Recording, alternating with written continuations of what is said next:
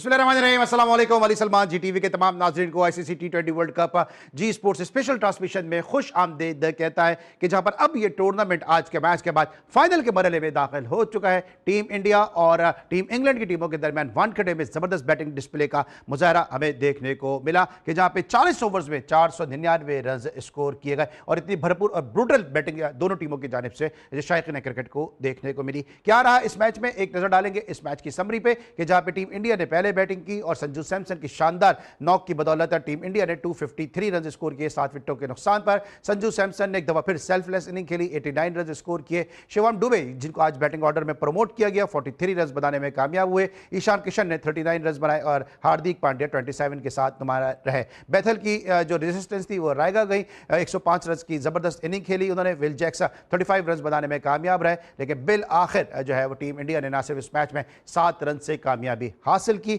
बल्कि इसके साथ साथ अब 8 मार्च को अहमदाबाद में वो अब न्यूजीलैंड के मद्दे मुकाबिल होगी कि जहां दोनों टीमें अहमदाबाद में एक दूसरे के साथ फाइनल खेलेंगी। जबरदस्त यहाँ पे परफॉर्मेंसेस देखने को मिली और ये वही ग्राउंड है कि जहां पर इससे पहले 135 रन की इनिंग जो है जब आखिरी मार्का हुआ था इंग्लैंड और इंडिया के दरमियान वानखेड़े में 2025 में, तो उस वक्त यहाँ पर अभिषेक शर्मा ने 135 रन की इनिंग खेली थी। आज के मैच को डिस्कस करेंगे, मेरे साथ मौजूद हैं पाकिस्तान के इंतहाई senior and season sports journalist Abdul Majid Bhatti साहब। भट्टी साहब को शो में खुश आमदीद कहेंगे। अस्सलाम वालेकुम भट्टी साहब।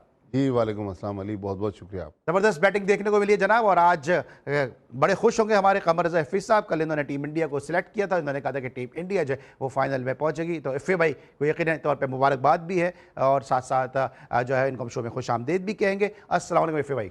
वालेकुम अस्सलाम अली। और दो ही फेवरेट थी इस टी20 वर्ल्ड कप के अंदर, पहली साउथ अफ्रीका थी मेरी, उसने बड़ा मायूस किया, मगर आज इंडिया ने मायूस बिल्कुल नहीं किया और खुशी इस बात की कि संजू सैमसन आज एक मरतबा फिर इंडिया के लिए बैटिंग में टॉप करते हुए नजर आए।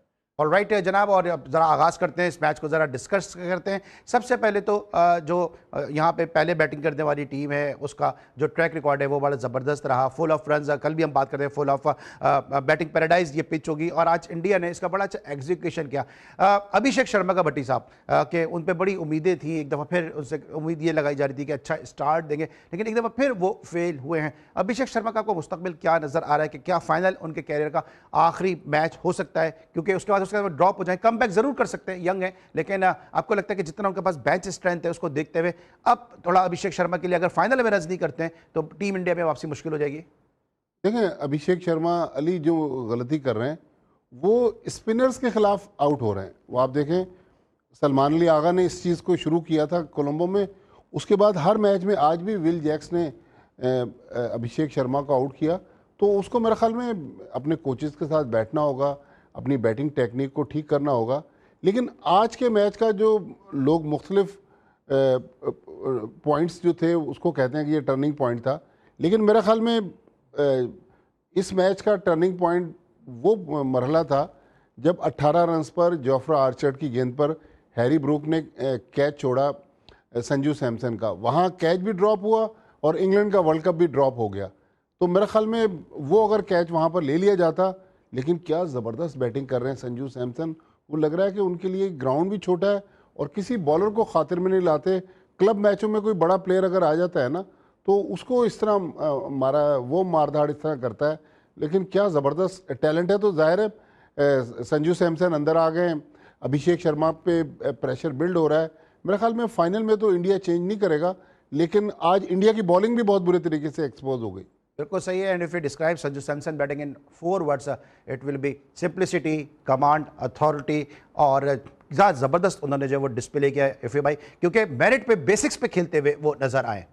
अली, पूरे टी20 वर्ल्ड कप में अगर आप देखेंगे सुपर 8 तक आते आते जिम्बाब्वे के मैच से पहले तक इंडिया की बैटिंग स्ट्रगल कर रही थी, और तकरीबन तमाम ही दुनिया के मुबस्सिर इस बारे में बात कर रहे थे कि इतना बड़ा बैटिंग पावर हाउस इंडिया का, वो नमीबिया के खिलाफ, नीदरलैंड के खिलाफ और फिर इवन यूएसए के खिलाफ भी आपने देखा होगा कि जहाँ पे 77 पे 6 थे। मुझे याद है वो मैच भी बड़ा मुश्किल से सूर्य कुमार यादव ने निकाला था, मगर यहाँ तक आते आते जिम्बाब्वे के मैच से पहले तक 4 चांद नहीं लगे थे। 4 चांद लगे उस वक्त जब संजू सैमसन को टीम में डाला गया। ये वो खिलाड़ी था जिसके ऊपर सबसे ज्यादा क्रिटिसिज्म किया जाता था उसकी फॉर्म को लेकर। हालांकि अगर देखा जाए टी20 क्रिकेट के अंदर 300 लगातार मारने वाला वाहिद खिलाड़ी था, मगर टी20 वर्ल्ड कप में उसने अपने आप को, ख्याल में इंडिया का क्या इस वक्त दुनिया के तमाम बल्लेबाजों की सफ में अहम लाके खड़ा कर दिया, क्योंकि जहां पर जब जब जब से वो आया खेलने के लिए, भले वो जिम्बाब्वे हो, भले वो वेस्ट इंडीज हो, भले वो ये सेमीफाइनल हो जहां पर 42 बॉलों पे 89 रन जिसमें 7 छक्के उसके शामिल हैं, तो मैं ये कह रहा हूं कि बड़ी अहम टाइम पे संजू सैमसन ने अपने करीब किया लोगों को। आज वानखेड़े के अंदर जिस अंदाज से इंडिया ने इसका आगाज किया, क्योंकि देखा जाए तो बड़ा सीधा विकेट कह रहे थे लोग के, बिल्कुल ही विकेट को गंजा कर दिया, टूटने के डर से जो है ना उसकी घास काट दी गई, कहीं ये घास विकेट ही ना टूट जाए, 2 दिन तक से उस पर पानी दिया जा रहा था। मुझे हैरत है कि हैरी ब्रूक ने, जो कि एक जबरदस्त कप्तान इंग्लैंड के करार दिए जा रहे थे, इतनी बड़ी बैटिंग लाइनअप उनकी भी थी, जहां पे बीथल का आपने बताया कि बड़े ठीक ठाक रन मारे, उन्होंने बैटिंग क्यों नहीं करी? शायद उनको ये था कि शायद वो किसी दबाव में आ गए या पब्लिक के दबाव में आ गए, क्योंकि वाइब्स जो थी वानखेड़े की वो सारी इंडिया के ही फेवर में थी। आपको पता है इंडिया जब खेल रहा होता है तो अपोजिशन दुनिया की कोई भी बड़ी टीम हो, वो चौका मार दे तो ये लोग खामोश रहते हैं, आधा तो ऐसे ही मार देते हैं अपोजिशन को। तो यही वानखेड़े के अंदर उन्होंने, जहां पे इतने सारे रन जो थे, बड़ा मुश्किल था अली यार, चेज अगर इंग्लैंड कर जाता तो मिरेकल या अपसेट ही मैं कह सकता था, या बहुत बुरा दिन इंडिया की बॉलिंग का कह सकता था। आज इंडिया की बॉलिंग तो जरूर बुरी की है, मगर बैटिंग अगर आप देखी जाए तो 240 जो एक्सपेक्टेड था वो 253 पे खत्म हुआ। बिल्कुल जबरदस्त। और आज का दिन जो टीम इंडिया के नाम रहा, क्या समझते हैं आप कि ब्रूक के जहन में उस वक्त क्या चल रहा होगा जिस वजह से कैच छूटा? क्योंकि उसके बाद वो वापस ही इंग्लैंड की टीम नहीं आ सकी, और उसके बाद जो हिटिंग शुरू की है, जो सिंगल डबल्स लेने शुरू किए हैं, जो गैप्स में स्ट्रोक खेलने शुरू किए हैं, एक क्लासिक बैटिंग डिस्प्ले दिया। और फिर आज भी अपनी सेंचुरी का नहीं सोचा संजू सैमसन ने, आज भी टीम के लिए वो खेले हैं वो। देखिए जी, सॉरी, नहीं भट्टी साहब आपसे पूछ रहा हूँ। नहीं, मैं यही कहूँगा कि जाहिर है हैरी ब्रूक वही इस शिकस्त का जिम्मेदार है।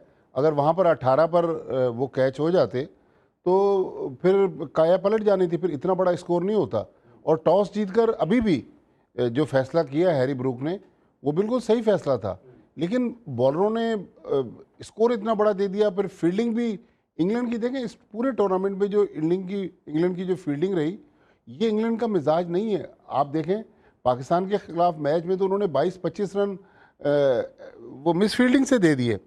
तो बहरहाल ऊपर जो इंग्लैंड को प्रॉब्लम हो रही है कि जॉस बटलर, वो माजी वाले जॉस बटलर हमें नज़र नहीं आ रहे। फिल सॉल्ट जो है वो भी स्ट्रगल कर रहे हैं, लेकिन बेथल ने आज बहरहाल मैच को बहुत करीब लेके चले गए। फिर जो आखिर में जिसने बिल्कुल ही मैच को क्रंच सिचुएशन पे लेकर आ गए वो था जोफ्रा आर्चर, 4 गेंदों पर 19 रन। तो बहरहाल ज़बरदस्त मैच हुआ। और मुझे अली 2011 में इसी वानखेड़े स्टेडियम में इंडिया श्रीलंका का मैंने फाइनल कवर किया, और मुझे याद है कि पूरी रात वानखेड़े स्टेडियम के बराबर में जो मैरीन ड्राइव है वहाँ पर लोग सेलिब्रेट कर रहे थे इस जीत को। तो मुझे लग रहा है आज भी वही माहौल होगा, तो वहाँ तो एक जश्न का समा होगा, लेकिन जो सफ़े मातम है वो तो इंग्लैंड के कैम्प में बिछ गई। बिल्कुल सही, जश्न का एक समा होगा। और आज जिस तरह से टीम इंग्लैंड ने फाइट बैक की है, इसको भी हम डिस्कस करेंगे, क्योंकि जिस तरह से बैथल ने बैटिंग की है, उन्होंने सेंचुरी स्कोर की है, इसके बाद आर्चर ने की। क्योंकि अगर आप 5 ओवर, 10 ओवर, 15 ओवर का कंपैरिजन करें तो इन तीनों फेजेस में जो है वो टीम इंग्लैंड इंडिया से आगे थी। लेकिन उसके बाद जनाब आया 16वां ओवर, और 16वें ओवर में 8 रन दिए गए, और उसके बाद फिर 18वें ओवर में 6 रन दिए गए। वहीं से मैच जो है वो इंडिया की जानिब आ गया, और बुमराह ने और अर्शदीप ने क्या जबरदस्त बैटिंग बॉलिंग जो है वो उसकी परफॉर्मेंस दी, जिसकी से टीम इंग्लैंड को इस मैच को जीत नहीं सकी। ब्रेक लेंगे, वापस आएंगे, जरा बात करेंगे टीम इंग्लैंड की बैटिंग के हवाले से। मिलते हैं ब्रेक के बाद। Welcome back after the break. और ब्रेक पर जाने से पहले हम डिस्कस कर रहे थे जबरदस्त मैच के हवाले से कि जहां पे 253 रन स्कोर किए टीम इंडिया ने, और 7 रन से बिलाखिर कामयाबी हासिल की। लेकिन इंग्लैंड ने जबरदस्त जो है वो अपने बैटिंग डिस्प्ले किया, और एक मौके पे ऐसा लग रहा था कि शायद इंग्लैंड जो है वो इस मैच को जीत भी सकती है। इफ़ी भाई, जिस तरह से आगाज किया टीम इंग्लैंड ने, क्योंकि हमने टीम इंडिया को अपने डिस्कस किया, उनकी बैटिंग को डिस्कस किया, 6 ओवर का जो पावर प्ले था उसमें 67 रन स्कोर किए इंडिया ने, 68 रन स्कोर किए इंग्लैंड ने। उसके बाद हम 10 ओवर पे आ जाते हैं तो 10 ओवर में भी एडवांटेज हासिल था। 15वें ओवर तक का जो था वो इंग्लैंड जो है वो आगे था टीम इंडिया से। उसके बाद आता है 16वां ओवर, और 16वें ओवर में आके 8 रन दिए जाते हैं। उसके बाद 18वें ओवर में आके फिर 6 रन देते हैं। आपको लगता है इस मैच का टर्निंग पॉइंट, जिस तरह भट्टी साहब ने कहा कि एक ड्रॉप किया गया कैच जो ब्रूक ने किया, उसका ये 2 ओवर भी इस मैच के जो है वो टर्निंग पॉइंट थे? अली, मुझे ऐसा लगता है कि जो मिडिल ओवर्स से ना इंग्लैंड की बैटिंग है, जहां पे 104 रन उन्होंने किए, उसके मुकाबले में इंडिया ने 25 रन किए थे, 3 विकेटें जरूर दी थी, मगर वहां पर उन्होंने रन ज्यादा मार दिए थे। ये वो रेंज थी जहां पर इंग्लैंड बेंटन को आपने देखा होगा, वो अच्छा आज नहीं कर पाया। हालांकि विल जैक और जो कुछ बीथल ने किया, वो एक पार्टनरशिप थी जो इंग्लैंड को करीब लेकर आई है। तो मिडिल ओवर्स के जो रन हैं वही इंग्लैंड को कहीं ना कहीं नुकसान पहुंचा के गए। 15-20 रन अगर वहां ज्यादा कर लेते हैं, हालांकि बाउंड्रीज का गेम था, अगर आप देखेंगे इंडिया ने तकरीबन 184 रन बाउंड्रीज में मारे हैं, तो 19 छक्के 18 चौके, यार कमाल हो गया। मैं कह रहा हूँ 22 छक्के मारकर ही इंग्लैंड जीत सकता था ये मैच। मिडिल ओवर्स कहीं ना कहीं इंग्लैंड को कॉस्ट कर गया, खास तौर पे बटलर का ना चलना, बड़े तुक्के में आज उनके लगे हैं शॉट अली, उसके बाद फिल सॉल्ट का पावर प्ले के अंदर चला जाना। मगर इंग्लैंड को शायद विकेटों की नहीं थी, मगर ये कि रन्स बड़े अहम थे, जहां मिडिल ओवर्स में वो रन थे वही आखिर में जाकर कम पड़ गए यहाँ पर। हालांकि इंग्लैंड बिल्कुल ही तकरीबन देख लें 7 रन से जो आप बता रहे हैं इंग्लैंड हारा है आज बैटिंग से। शायद इंग्लैंड ये मैच जीत जाता अगर वहां मिडिल से इनको रन मिल जाते, मुझे ऐसा लगता है। बिथल वाज द लीथल भट्टी साहब, लेकिन किसी ने साथ नहीं दिया। फिर आगे करन ने थोड़ा बहुत साथ दिया, फिर नीचे आर्चर ने कुछ अपने ग्लिम्पसेस दिखाए, लेकिन अगर उनको टॉप ऑर्डर में साथ मिलता, आपको लगता है कि इस मैच का नतीजा मुख्तलिफ हो सकता था? बिल्कुल अली, अगर आप इस इनिंग्स का इंडिया की इनिंग्स से कंपैरिजन करें तो 89 रन तो संजू सैमसन ने बनाए, लेकिन बाकी जो बैट्समैन थे, कोई 35 बना रहा है, कोई 40 बना रहा है, कोई 42 बना रहा है। यहाँ ये ऐसा नहीं था। यहाँ पर जॉस बटलर ने शायद 25 रन बनाए, बाकी उनकी बैटिंग की तरफ से वो सपोर्ट नहीं मिली। मेरे ख्याल में आज जो एक टेक्टिकल मिस्टेक भी हुई इंग्लैंड से कि रेहान अहमद को ना खिलाना, वो भी इनके लिए कॉस्ट कर गया। क्योंकि आप देखें जो उनके वो लेफ्ट आर्म स्पिनर थे डॉसन को मार पड़ी। रेहान अहमद पिछले मैच में ना सिर्फ उसने 4 ओवर पूरे करवाए, बल्कि बैटिंग में आप नीचे देखें कि जब मारधाड़ की ज़रूरत पड़ी तो रेहान अहमद ने वो मैच न्यूजीलैंड के ख़िलाफ़ फिनिश किया। आज अगर आप देखें तो जो 4 ओवर आदिल रशीद के थे वो तो बहुत अच्छे थे, विल जैक्स भी स्ट्रगल करते रहे, डॉसन भी स्ट्रगल करते रहे। तो रेहान अहमद को ना खिलाना, ये मेरे ख्याल में एशियन कंडीशंस के लिए वो आइडियल स्पिनर थे। शायद ये समझ रहे थे कि लेग स्पिनर पर हल्के नहीं है, लेकिन आदिल रशीद ने साबित किया कि अगर आप लाइन और लेंथ के साथ अच्छी बॉलिंग करें तो उसके खिलाफ हिटिंग करना आसान नहीं था। खासतौर से सूर्य कुमार को जो स्टंप किया, बड़ा ज़बरदस्त वो गेंद थी आदिल रशीद की तरफ से। भट्टी साहब, आप एक तवील अरसे से स्पोर्ट्स जर्नलिज्म से वाबस्ता है। आजकल एक बड़ी डिबेट चल रही है कि बुमराह बेटर है या बेस्ट है, या वसीम अकरम बेस्ट है। आज जो बुमराह ने बॉलिंग की है, क्योंकि अगर इस मैच में टीम इंडिया वापस आई है, एक तरफ संजू सैमसन को क्रेडिट जाता है, वहीं दूसरी तरफ जसप्रीत बुमराह का किरदार भी जो है और नाकाबिले फरामोश है। बुमराह को किस तरह रेट करते हैं कि लोग उनको वसीम अकरम के साथ मिलाते हैं, क्योंकि परफॉर्मेंस जो है बुमराह की वो बता रही है कि वो मुश्किल वक्त पे बड़ा अच्छा परफॉर्म करते हैं। देखिए, बुमराह आज के दौर में तो नो डाउट बेस्ट बॉलर हैं, लेकिन वसीम अकरम से उनका मुकाबला नहीं है। वसीम अकरम जिस दौर में थे उस दौर में बुमराह तो देखें T20 खेले ना, वसीम अकरम टेस्ट मैच में दिन में 22-22 24-24 ओवर करवा देते थे। फिर वनडे क्रिकेट में 10 ओवर करवाना, T20 क्रिकेट तो उनके दौर में थी नहीं। फिर वसीम अकरम का अगर आप कैरियर उठा के देखें तो वसीम अकरम अनफिट बहुत कम रहे हैं। तो मेरे ख्याल में, मेरे ज़ाती ख्याल में ये नहीं कि वसीम अकरम पाकिस्तानी है। वसीम अकरम मेरे ख्याल में बहुत बेहतर बॉलर हैं बुमराह से, लेकिन बुमराह की अपनी क्लास है। देखें, इसका फैसला तो अभी बुमराह का कैरियर चल रहा है, वसीम अकरम का कैरियर ख़त्म हो चुका है। इसका फैसला फिर तारीख करेगी कि कौन बेहतर बॉलर है, लेकिन अभी तक वसीम अकरम मेरा ख्याल बहुत ऊपर है उनसे। Is far better then Jasprit Bumrah. Iffi भाई, जो आज बुमराह का स्पेल था वो किस हद तक वाइटल रहा है, क्योंकि जिस तरह उन्होंने यॉर्कर्स किए हैं, उनका जो ओवर था वो रन सेविंग उनके ओवर्स थे जो वापस लेकर आए। वरना इस तरह मैंने पहले कहा कि पहले पावर प्ले में 10वें ओवर में 15वें ओवर में तीनों फेजेस में जो था वो इंग्लैंड इंडिया से आगे था। अली, ये जो आखिरी 4 ओवर्स हैं, इसके अंदर से जो 4 ओवर थे, एक ओवर अक्षर पटेल, एक क्या नाम है आपका हार्दिक पांड्या, एक आपका जसप्रीत बुमराह और एक अर्शदीप का था। मेरे ख्याल में अर्शदीप ने अपने ओवर में जो कुछ वो बेस्ट कर सकते थे वो किया, मगर बुमराह का जो ओवर था जहां पर इंग्लैंड को मेरे ख्याल में विकेट देने के कोशिश उनकी थी कि विकेट ना दी जाए। 4 ओवर में 70 रन से, जो कि बुमराह के एक ओवर था, उसके बाद आपको पता था कि यार अगर यहाँ पर विकेट ना मिलती सूर्य कुमार यादव को, जो कि नहीं मिली विकेट, मगर ये कि उसके बाद जो 2 ओवर थे, बुमराह ने उस ओवर करने के बाद तो इस बात का यकीन दिला दिया था कि 2 ओवर में 39 रन बनाने अब मुश्किल हो जाएंगे।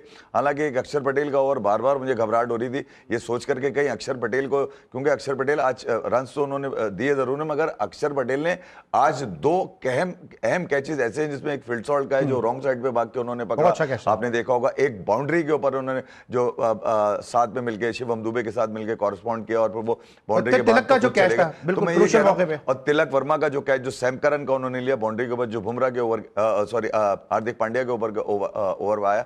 मगर ये कि अगर देखा जाए तो इंग्लैंड वहां पर उस वक्त विकेटों की वजह से नुकसान में था। हालांकि 4 ओवर में 70 रन T20 के अंदर अब तो कोई ज्यादा बड़े नहीं समझे जाते। 7 रन से इंग्लैंड हारा जरूर है, मगर कोशिश जो उनकी यही थी सूर्या कुमार यादव की कि सैम करन की विकेट ली जाए, जो कि हार्दिक पांड्या के 19वें ओवर में आई है, जो कि बहुत लेट हो गया था। मगर उसके बाद से फिर इंग्लैंड मैच से ही बाहर हो चुका था। बड़ा मुमकिन नहीं था। बीथल भी अगर होते यार अली, मैंने बहुत कम ही देखा है कि अब वो मेरिकल तो अब अगर हो जाए तो कोई अलग बात है, मगर बीथल भी स्कोर कर नहीं सकते थे, थक चुके थे। 42 बॉल्स वो ऑलरेडी खेल चुके थे, फिर उनके लिए भी बड़ा मुश्किल था कि वो आखिर में इतनी डेथ इतनी अंदर आती। मतलब बुमराह ने तो सारी यॉर्कर ही मारी है, तकरीबन इक्का दुक्का बॉल ही उनका ऐसा होगा जो जिसपे बीथल ने एक छक्का भी मारा था, बुमराह को थोड़ा लेग साइड पे गिरा हुआ बॉल था। अर्शदीप का बॉल भी अगर आप देखेंगे तो आज उसकी वाइड अगर निकाल दें तो उसने आज बड़ी लाइन के अंदर बड़ा कंट्रोल किया। एक ही लौंडा कोटा है जिसका नाम है वरुण चक्रवर्ती, उसकी मिस्ट्री की सारी मिस्ट्री निकाल दी, मिस्ट्री बना दिया, मार मार के 61 रन उसके ऊपर उसके 4 ओवर में। एक बात बड़ी अजीब सी है कि Usman Tariq mystery bowler, Varun Chakravarthy mystery bowler, इन दोनों को मिस्ट्री की हिस्ट्री बना दिया है। अरे हिस्ट्री क्या मतलब उनकी, मतलब ऐसी तैसी करती, छोड़ा ही नहीं यार। मतलब इंडिया अपने रेगुलर बॉलर्स पे था। शिवम दुबे को उनको जबरदस्ती कराना पड़ा और 30 रन दे तो यार उन्होंने बोला चलो वरुण। अच्छा, जो आपने पिछला सवाल पूछा था ना वसीम अकरम का, ये आज के जो, मैं बुमराह की बात नहीं कर रहा, ओवरऑल जो सर्किट में बॉलर्स हैं, ये देखें शॉर्ट फॉर्मेट के सुपरस्टार हैं। वसीम अकरम पाकिस्तान से टेस्ट मैच खेलते थे, वनडे खेलते थे, लंकाशायर काउंटी से पूरा फर्स्ट क्लास सीजन खेलते थे, डोमेस्टिक में PIA की तरफ से आके खेलते थे। इसी तरह वकार यूनुस एक इंग्लिश सीजन में 100 फर्स्ट क्लास विकेट हासिल करना, तो मतलब हमारे जो आजकल के नौजवान हैं, बल्कि आजकल जो हमारे सो कॉल्ड सुपरस्टार हैं, वो तो फर्स्ट क्लास क्रिकेट के लिए ग्राउंड में जाने की जहमत नहीं करते। तो मेरे ख्याल में वसीम अकरम और वकार यूनुस या उस दौर के जो बॉलर थे, वो उनका बहुत बड़ा इनसे मकाम है। बिल्कुल, और फिटनेस पे इस पे आ जाती है कि जितनी फिटनेस वसीम अकरम की थी, जिस तरह वो लंकाशायर से खेलते थे, वकार यूनुस सरे से खेलते थे, फिर छोटे मैच में वसीम अकरम नहीं छोड़ते थे। और मुझे याद है कि वो UBL स्पोर्ट्स कॉम्प्लेक्स तक में आके जो है वो मैचेस खेलते थे। वसीम अकरम तो बहुत दूर की कहानी है, जवागल श्रीनाथ के बराबर का नहीं है जसप्रीत बुमराह यार। श्रीनाथ बड़ा बॉलर था मेरी नजर में यार। मैं अली आपको हिस्ट्री की बात बताऊं, जिस सीजन में सरे काउंटी से वकार यूनुस ने 100 विकेटें ली, उसके बाद जब वो कराची आए, अगले दिन उन्होंने आगा खान जिमखाना में विल्स कप का मैच खेला। तो आज के आप किसी बॉलर को अभी वर्ल्ड कप खेल के आए, कल तक तो बहुत सारे लोग उनका नाम ही नहीं था नेशनल T20 के स्क्वाड में। आज बाबर आजम और नसीम शाह का नाम इंक्लूड मैंने आपसे कल कहा था, आपने कहा उनका नाम नहीं है, मैंने आपसे कल कहा नहीं, जो कल वाली टीम थी उसमें नहीं था, लेकिन मेरी इत्तला ये थी कि है उनका नाम, वो खेलेंगे। तो वो फिर इंक्लूड किया गया उनका नाम। तो मतलब वो बॉलर जो 100 विकेटें लेकर आ रहा है, काउंटी सीजन खेल रहा है आगा खान जिमखाना में, बिल्कुल सही। आज के किसी बॉलर को आप कह दें। अच्छा, मतलब एक और भी चीज़ है कि उस दौर में, क्योंकि आप और हम दोनों ही बड़ी उस दौर में क्रिकेट कवर भी किए, कि ना सिर्फ ये अपनी बॉलिंग करते थे, बल्कि मुझे याद है कि अपनी, क्योंकि पाकिस्तान को बैटिंग की जरूरत पड़ जाती थी, वसीम वकार ने बैटिंग में भी मैचेस बचा के दिए, सर तौसीफ भाई इकबाल कासिम ने बचा के दिए। तो ये फिर UBL से इन्होंने इनिंग का आगाज भी करना शुरू कर दिया था अपनी बैटिंग को जो है वो प्रमोट करने के लिए। जरा बात करेंगे अब, क्योंकि अब फाइनल डिसाइड हो चुका है कि इंडिया वर्सेस न्यूजीलैंड अहमदाबाद में खेला जाएगा। ब्रेक लेंगे, जब वापस आएंगे तो उसके बाद जो है इस फाइनल में क्या दोनों टीमों की स्ट्रेटेजी होगी, इसको डिस्कस करेंगे। और फिर पाकिस्तान की सिलेक्शन कमेटी को भी डिस्कस करेंगे कि जहां पे सरफराज और मिसबा ने सिलेक्शन कमेटी को ज्वाइन कर लिया है। और भी कुछ पेंडोरा बॉक्सेस हैं जो पाकिस्तान की क्रिकेट टीम में खुलते नजर आ रहे हैं, इसको भी डिस्कस करेंगे छोटे से ब्रेक के बाद। Welcome back after the break. और ब्रेक पर जाने से पहले हम डिस्कस कर रहे थे कि अब फाइनल की लाइनअप मुकम्मल हो चुकी है। न्यूजीलैंड वर्सेस इंडिया अहमदाबाद में संडे को 8 मार्च को फाइनल खेला जाएगा। इफ़ भाई किस तरह इस फाइनल को देख रहे हैं, क्योंकि अगर आप देखते हैं दोनों टीमों के जो कीपर्स हैं वो इन फॉर्म है। एक तरफ सैफर्ट रन कर रहे हैं, दूसरी तरफ संजू सैमसन रन कर रहे हैं, टॉप ऑर्डर वहां से फिन एलन रन कर रहे हैं, यहाँ पे गो के अभिषेक रन नहीं कर रहे हैं, लेकिन एक बड़ी इनिंग एंड पे ड्यू है। फिर ईशान किशन नीचे आके वो खिला जो है वो पूरा कर देते हैं। टॉप ऑर्डर जो है वो अब जो है वो दोनों टीमों का बहुत ही जो है वो ब्रूटल बैटिंग परफॉर्मेंस दे रहा है। किस तरह देख रहे हैं आप इस फाइनल को? अली, न्यूजीलैंड ने जो अभी पिछला मैच अपना खेला है, जिस अंदाज से उन्होंने साउथ अफ्रीका को मारा, उसमें तो फिन एलन एलियन ही लगे बिल्कुल ही, जिस अंदाज से वो मार के गए, उस जैसा तो शायद अभी तक इस T20 वर्ल्ड कप हिस्ट्री में किसी ने नहीं मारा है। 33 बॉल 100 जो उन्होंने मारे हैं यार, आखिरी 11 बॉलों पे 39 रन मारे उन्होंने। ये तो सोचे किस भला का नाम है फिन एलन इस वक्त। बहरहाल फिन एलन यकीनन कहीं ना कहीं न्यूजीलैंड के लिए बड़े अहम जरूर होंगे। अहमदाबाद का जो जगह है, आपको पता ही है, जो कंडीशन है, वो ज्यादा रन को नजर नहीं आते वहां पे। 170 180 तकरीबन विनिंग टारगेट ही होता है। मगर देखा जाए तो इंडिया में अगर नीचे आप आते रहे ना, तो आपको बड़ा कॉम्प्लीमेंट मिलेगा आपस में। आज 45 बॉल 97 रन की पार्टनरशिप दोनों की, संजू सैमसन ईशान किशन की थी। 7 बॉलों पे 21 रन तिलक वर्मा मार के गए। इसी तरह हार्दिक पांड्या, थोड़े बहुत आपके सूर्य कुमार यादव और शिवम दुबे ने भी आज 50 रन किए। तो मैं ये कहूंगा कि अगर बैटिंग के हवाले से देखा जाए तो बैटिंग लाइनअप तो उनकी भी बहुत बड़ी है। ग्लेन फिलिप्स हैं, जनाब नीशम है, चैपमैन है, रचिन रविंद्रा है, जो पूरे वर्ल्ड कप में नहीं चले, बॉलिंग से चले, बैटिंग में अब वो चले तो वहां चले साउथ अफ्रीका के अगेंस्ट। तो अच्छा मुकाबला देखने को मिल रहा है। मगर न्यूजीलैंड से आज तक इंडिया जीता नहीं है T20 वर्ल्ड कप के अंदर, भले वो जोहान्सबर्ग हो, भले वो नागपुर हो 2016, भले 2021 दुबई हो। इंडिया को आज तक न्यूजीलैंड से कोई जीत नहीं मिली है। अब ये हिस्ट्री बनेगी या हिस्ट्री वही रहेगी, ये तो नहीं कह सकते। बिल्कुल सही। अच्छा, बैटिंग की तो कंपैरिजन कर लिया। स्पिनर्स अगर भट्टी साहब देखें तो आपको लगता है कि टीम इंडिया को एडवांटेज हासिल है? क्योंकि न्यूजीलैंड के स्पिनर अच्छे ज़रूर हैं, लेकिन एज कम्पेयर टू इंडिया इतनी ज़्यादा डेप्थ नहीं उनकी बॉलिंग में। मेरे ख्याल में अली, न्यूजीलैंड की बॉलिंग ज़्यादा बैलेंस है। अगर सिर्फ स्पिनर्स की बात करें तो नहीं, स्पिनर्स भी उनके देखें ना, सेंटनर है, रचिन रविंद्रा हैं। तो मेरे ख्याल में न्यूजीलैंड की टीम जो है ना, उसकी बॉलिंग भी बेहतर है, बैटिंग भी बेहतर है। लेकिन ये टीम मूडी टीम है। बाज़ दफ़ा अगर इसका मूड अच्छा है तो आप देखें बड़ी से बड़ी टीम को भी हरा देती है। जिस दिन इसका मूड नहीं है तो आप देखें इंग्लैंड से जीता हुआ मैच वो हार गए सुपर 8 का। मेरा ख्याल में इंडिया शायद आज जितना बड़ा मैच खेलना था ना, वो बड़ा मैच खेल गया। अब मुझे नहीं लग रहा फाइनल में इंडिया को बहुत ज़्यादा रेजिस्टेंस मिलेगी। हाँ, एक चीज़ है कि अगर हम 2023 के वर्ल्ड कप को सामने रखें, जब ऑस्ट्रेलिया ने फाइनल में ट्रेविस हेड ने जो 100 किया, इंडिया को मारा, क्योंकि इंडियंस प्रेशर में बहुत हैं। उनका मीडिया उनको वक्त से पहले चैंपियन बना बैठा है, उनकी आवाम उनको वक्त से पहले चैंपियन बना बैठी है। अब वो प्लेयर्स जो हैं वो उनको भी ज़ाहिर है एक्सपेक्टेशंस पे पूरा उतरना है कि पूरी कौम जो है वो कह रही है कि जी हमारी टीम तो वर्ल्ड चैंपियन है। तो वक्त से पहले जो खुद फरीबी का जो उनका स्टाइल है ना, वो इंडिया के लिए बहुत मुश्किलात पैदा करेगा। अच्छा, इफ़ा, आपको क्या लगता है संडे को न्यूजीलैंड परफॉर्म करेगी या सज्जाद अली का गाना सुनकर आएगी कि आज मूड नहीं है कल आना? नहीं यार, मेरे ख्याल में इंडिया जो है वो अब वो एक कदम आगे इतना बढ़ा चुका है कि अब न्यूजीलैंड की कांपे टांग गई होंगी। आज जो 253 रन उन्होंने देखे, क्योंकि अगर देखा जाए अहमदाबाद इंडिया के लिए सूट नहीं करता। इससे पहले मैंने कहा था कि यार इंडिया आज तक T20 वर्ल्ड कप में जीता भी नहीं है इंडिया से। नागपुर वाला मैं जहन में आता है मेरे, तो जहां 110 रन इंडिया ने किए थे और 12.5 बॉलों के ऊपर न्यूजीलैंड ने वो चेस कर लिए थे। बहरहाल अब क्रिकेट काफ़ी आगे बढ़ चुकी है और इंडिया के पास तकरीबन तमाम जो टूल्स हैं वो सूर्य कुमार यादव के पास हैं। बॉलिंग में आज वरुण चक्रवर्ती डेफिनेटली एक ऐसा पिच था जहां पर वो पिटे ज़रूर, मगर ये ऐसा नहीं है कि वो अहमदाबाद के अंदर भी इसी तरह की बॉलिंग करेंगे। अच्छा, अहमदाबाद ही इंडिया को सूट करता है, वरना मोदी साहब नाराज हो जाएंगे। सपोर्ट बहुत है वहां पे। कुछ ना कुछ जयशाह को करना पड़ेगा पिच के साथ, वरना मुझे ऐसा लगता है कि कुलदीप यादव को वहां मौका दिया जाएगा किसी ना किसी को ड्रॉप करके। अक्षर पटेल ही ऐसे, मगर अक्षर पटेल ने आज जो कुछ कर दिया इंडिया की जीत के अंदर, असल जो मोहर्रिक है आज की जीत का इंडिया की बॉलिंग में, वो अक्षर पटेल के कैचेस हैं। थोड़ी सी पाकिस्तान पे भी बात कर लेते हैं थोड़ी सी, कि सिलेक्शन कमेटी भट्टी साहब अनाउंस हुई है अभी। मिसबा और सरफराज की बात हो रही थी कि वो हेड कोच आ रहे हैं टेस्ट टीम के, लेकिन उनको सिलेक्शन कमेटी में इंडक्ट किया गया है। अलीम डार पहले से स्टेप डाउन हो गए थे और सरफराज के आने के बाद, मिसबा के आने के बाद कोई बेहतरी नजर आ रही है आपको? देखिए अली, सिलेक्शन कमेटी तो 2 दिन पहले अनाउंस होनी चाहिए थी ना। अब तो टीम ही अनाउंस हो गई, तो अब सिलेक्शन कमेटी जो भी सिलेक्शन करेगी वो तो बांग्लादेश के सीरीज के बाद टीम पहले कर ली अनाउंसमेंट, इन दोनों की अनाउंसमेंट बाद नहीं। ये देखें, ये नॉन वोटिंग राइट तो इनके पास पहले था। ये पीसीबी चेयरमैन ने मिसबाउल हक, सरफराज और सिकंदर बख्त, ये 3 आदमी, बाद में सिकंदर बख्त 2 मीटिंग्स के बाद उनको नहीं बुलाया, लेकिन ये लोग मीटिंग्स में बैठ रहे थे, उनको राय दे रहे थे। लेकिन अब प्रॉपर सिलेक्शन कमेटी के मेंबर बने। लेकिन सवाल ये भी है कि जो लोग सिलेक्शन कमेटी छोड़ के जा रहे हैं, चाहे अजहर अली हो, चाहे अलीम डार हो, उनका भी तो मुद्दा सुन लिया जाए कि वो कह के क्या जा रहे हैं। लेकिन तो कहा ना कि मैं जो टीम देता था वो सिलेक्ट नहीं होती थी, 15 उठनी टीम अपनी मर्जी से खिलाते थे, तब्दीलियां करते थे। फिर प्लेयर्स ने भी कहा हैसन के बारे में कि बड़ा अथॉरिटेटिव थे ये और तब्दीलियां अपनी मर्जी से करते थे। लेकिन प्लेयर्स को फिर ये भी कह दिया गया कि माइक हैसन जो है वो तो रहेंगे, तो इसका मतलब प्लेयर की तो नहीं सुनी गई, ना अलीम डार की सुनी गई।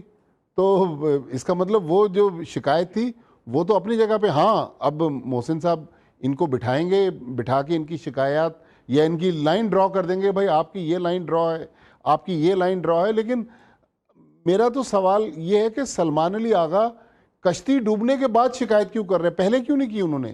पहले ये बात करते ना चेयरमैन से कि साहब कोच जो है मेरे लिए मुश्किलात पैदा कर रहा है। अब तो कश्ती डूब गई, अब तो मेरा ख्याल 2026 में पाकिस्तान की शायद 1 या 2 T20 सीरीज हैं, तो अब तो T20 सीरीज भी नहीं है। सही। अच्छा, जो एक इत्तलात आ रही थी 50 लाख के जुर्माने, वो कोई ऑथेंटिसिटी उसमें नजर आ रही है फिर भाई आपको कि 50 लाख की जो बात हो रही थी, जो खबर एक उड़ाई गई कि 50 लाख के जुर्माने होंगे? अरे अली, झूठ बोला गया, इनको बचाने के लिए झूठ बोला गया, मीडिया के अंदर एक खबर फ्लोट कर दी गई, उसकी कोई तरदीद पाकिस्तान क्रिकेट बोर्ड दे नहीं रहा। आज श्रीलंका में कुछ हो गया था तो उसकी तरदीदें फौरन आनी शुरू हो गई हैं। भैया ये 50 लाख वाले आदमी को पकड़ो ना, जो झूठ फैलाया। किन लोगों को बचाने के लिए तुमने ये खबर चलाई है? तो असल में पाकिस्तान क्रिकेट बोर्ड का जो मीडिया डिपार्टमेंट है, इतने सारे लोग भरे हुए तो हैं, मगर आपको कुछ पता नहीं चलता कि होने के लिए क्या जा रहा है। क्या माइक हैसन इतना बुरा कोच था जिसने 8 में से 6 सीरीज आपको जितवाई? आप ऑस्ट्रेलिया को व्हाइट वॉच आपने अपनी तारीख में कभी कोई ना कर पाया, व्हाइट वॉच उसने व्हाइट वॉच करके दिया, उसमें माइक हैसन का कोई रोल नहीं था। तो कमाल है यार, मतलब झूठ बोलने की भी आता है। माइक हैसन श्रीलंका चला जाता है तो 2-3 लोगों को अगर बुरा लगता है तो उन्होंने अपनी पेड ट्रोलर से, जो पेड लोग हैं उनसे खबर चलवा दी माइक हैसन के ऊपर। यार माइक हैसन में ख्याल में यार पाकिस्तान की क्रिकेट के लिए एक फॉरेन कोच का होना जरूरी है, वरना लोकल वाले जो मजे हैं वो तो बेकार है ना यार। सरफराज को रख लें, मिसबा को रख लें, ये कुछ भी नहीं कर पाएंगे। बता दूं मैं आपको, जब माइक हैसन इंग्लिश आदमी कंट्रोल नहीं कर पा रहा तो इनकी जबान बोलने वाला कैसे कंट्रोल कर लेगा यार? भट्टी साहब, आज एक बड़ी खबर भी एक आई है, पाकिस्तान क्रिकेट बोर्ड ने उसकी तरदीद भी की है, एक चैनल को भी उन्होंने जो है वो उस पर भी उसका नाम लेके उन्होंने तरदीद की है। आपको क्या लगता है ये वाक़या, क्योंकि इससे पहले भी पाकिस्तान की क्रिकेट हिस्ट्री में मुझे याद है ऐसे वाक़े होते रहे। ज़ीशान परवेज़ का कैरियर इसी वजह से ख़त्म हुआ कि उन पर एक इल्ज़ाम लगाया गया। माइक टायसन का जो है कैरियर था वो उनको जेल जाना पड़ा इसी किस्म के इल्ज़ाम के तहत। फिर न्यूजीलैंड में पाकिस्तान की A टीम गई थी, अब वो इस दुनिया में वो प्लेयर नहीं है इसलिए मैं उसका नाम नहीं ले रहा हूँ, लेकिन उसके ऊपर भी इल्ज़ाम लगा था। असद अली अब्बास एक प्लेयर था ना? नहीं, वो नाम कुछ और था, मैं आपको बताऊंगा मैं आपको ब्रेक के बाद कि अब वो दुनिया में नहीं रहे। बाद में उन्होंने अंपायरिंग भी शुरू कर दी थी जब उनका वक्त गुजर गया था। तो ऐसे इल्जाम पहले भी लगे, लेकिन पीसीबी ने इस वक्त बड़ी खुली तरदीद की है। देखिए, पीसीबी तो कहता है कि इस खबर का वजूद ही नहीं है। तो मेरे पास तो अली, हम तो कराची में थे, आपके साथ बैठे रहे, हमारे पास तो इस बारे में इत्तलात नहीं है। लेकिन मेरे ख्याल में अगर पीसीबी कह रहा है तो हमें पीसीबी पे, और एक नहीं, पीसीबी ने एक से ज़्यादा सोशल मीडिया प्लेटफॉर्म्स पर इसको डिनाई किया है, तो उसको मानना चाहिए। लेकिन सवाल ये भी है कि जिन प्लेयर के बारे में ये बात गर्दिश में है, मैं ये नहीं कह रहा कि वो इस वाक़े में इन्वॉल्व है, वो नहीं होंगे, लेकिन वो फिर नेशनल T20 क्यों नहीं खेल रहे? ये क्या वजह है? क्या वो अनफिट हैं? उनको मेडिकल टीम ने कहा है कि आप रेस्ट करें? लेकिन फिर आपको लगता है कि शायद कुछ कैमोफ्लेज करने की कोशिश की जा रही है कि अगर वो उनको छुपाया शायद मीडिया से जा रहे हैं? जिस तरह आपको याद होगा कि बाबर आजम पे एक एलिगेशन लगा था और बाबर आजम को पूरी सीरीज जो है वो बेंच कर दिया गया था, उनको सामने ही नहीं ला रहे थे, ग्राउंड में नहीं उतार रहे थे। आपको लग रहा है कि ये वही पॉलिसी, वही टैक्टिक्स हैं जो यूज़ की जा रही हैं? अली यार, मुझे बड़ा अफसोस है मतलब इन खबरों के ऊपर। उसकी वजह ये है कि यार एक तो आप साले कुछ करके नहीं आए वहाँ पे T20 वर्ल्ड कप में, आधे रास्ते में वापस आ गए, और फिर साथ साथ अपने ये वाली खबरें भी लेकर आ रहे हैं। इसमें भी तो ये हुआ ना कि कोशिश की, इसमें भी कुछ किया नहीं है, सिर्फ कोशिश में पकड़े गए। वही मैं कह रहा हूँ, चलो कोई कार्रवाई डाल देते। मगर इस खबर को जहां से भी निकाला गया, किसी इदारे ने निकाला, एक इदारा ही इसको जो है तरदीद करता हुआ नजर आ रहा है। हमें पाकिस्तान क्रिकेट बोर्ड के इस मौक़िफ़ की हिमायत तो नहीं करनी चाहिए, मगर ये कि अगर वो कह रहे हैं तो बिल्कुल ठीक कह रहे हैं। और जहां से खबर नशर की गई है उनसे भी बासपुरस की जाए कि भैया आपको सलमान मिर्ज़ा ने बुलाया था या सलमान मिर्ज़ा ने आपको बताया था? सलमान मिर्ज़ा का T20 नेशनल T20 में होना ना होना बेकार है। नेशनल T20 से आज तक कौन से प्लेयर को पाकिस्तान की टीम में लेकर आए, ये बता दें मुझे आप। अच्छा भट्टी साहब, आपको लगता है, थोड़ा सा और हम पीछे जाते हैं, ज़ीशान परवेज़ जो लोग बताते हैं वो इस हद तक इन्वॉल्व नहीं थे, जिस तरह उनसे कहा गया कि आप फ्रंट पे आ जाओ, हम आपको जो है हम ज़्यादा वेल ऑफ हैं, हमारे ज़्यादा कनेक्शन है मीडिया में, पीसीबी में ज़्यादा कनेक्शन है, ये बड़ा कैटेगोरिकली ये बात मैं कर रहा हूँ क्योंकि मैं डोमेस्टिक से जुड़ा हुआ हूँ, हम आपको बचा लेंगे। आपको लगता है इसी तरह के सलमान जो थे वो किसी और के लिए ख़तरा बनते जा रहे थे, इसलिए कहीं ना कहीं ऐसा ना हो कि इन्वॉल्वमेंट जो है वो दिखा दी गई हो? अली, मेरे ख्याल में हमारा जो कल्चर है ना, हमारे जो नए लड़के जब बाहर जाते हैं तो मेरे ख्याल में वो फिर उस दुनिया में उन भूल भलैयों में खो जाते हैं। अभी रिसेंटली आप हैदर अली का वाकया देख लेना, बिल्कुल। वो भी एक बड़ा सीरियस क्राइम था कि ड्यूरिंग मैच पाकिस्तान के प्लेयर को पुलिस जो है वो ग्राउंड से उठा के ले गई। तो बहुत सारी ऐसी कहानियां हैं, कुछ कहानियां रिपोर्ट नहीं होती। मुझे याद है 2007 में भारत के दौरे पर नई दिल्ली में पाकिस्तान क्रिकेट टीम के एक लेफ्ट आर्म फास्ट बॉलर था, एक लेफ्ट आर्म स्पिनर था, एक लड़की को किसी तरीके से कमरे में लेके गए, एक हंगामा हो गया और इत्तेफाक से हम लोग दिल्ली के उस होटल की लॉबी में इत्तेफाक से पहुंचे। हमें नहीं पता था क्या मसला हुआ है, लेकिन वो लड़की का जो भाई था उसने नीचे एक शोर किया हुआ था। फिर टीम मैनेजमेंट ने जो रूम सर्विस वाली लिफ्ट होती है जिसके ज़रिए खाना वगैरह ऊपर जाता है, उसके ज़रिए उस लड़की को नीचे उतार के बाहर निकाला। तो इस तरह के बेतहाशा वाक़यात हैं।